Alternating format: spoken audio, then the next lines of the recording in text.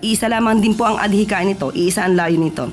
Mapanagot ang dapat na mapanagot. Nag-convene na ngayong araw ang mga miyembro ng Independent Commission on Infrastructure o ICI na mag-iimbestiga sa mga flood control projects ng pamahalaan. Sa larawang ibinahagi ng Presidential Communications Office, makikitang magkakasama na sa pulong sina former Supreme Court Associate Justice Andres Bernal Reyes, dating Department of Public Works and Highway Secretary Rogelio Singson at Rosana Fajardo. Suportado naman ng Malacanang ang anumang hakbang para palakasin pa ang kapangyarihan ng ICI.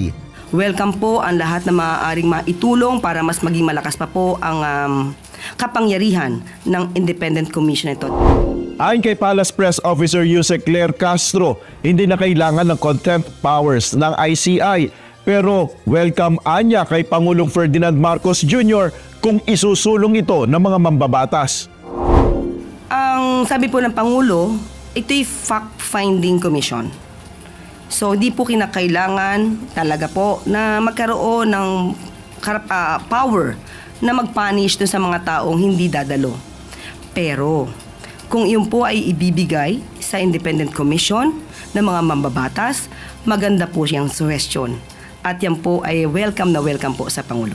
Sa ilalim ng House Bill No. 4453, ipinapanukala ang mas pinalawig na subpoena power at magpataw ng cite in contempt sa mga tatangging makipagtulungan sa ICI. Hihilingin naman ni Senate President Vicente Sotto III na sertipikahan bilang urgent bill ng Pangulo ang kanyang ipinanukalang Independent People's Commission. Ayon kay SP Soto, ito ang magtitiyak na magiging permanente na ang nilikhang ICI ni PBBM. Inaasahang papangalanan ng komisyon ang executive director nito sa loob ng 1 linggo.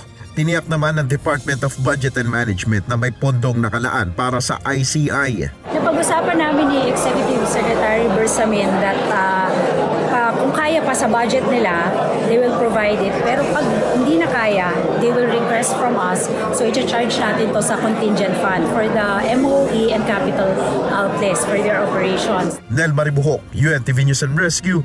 Diyos ang aming sandigan, serbisyo publiko ang aming pinahalagahan.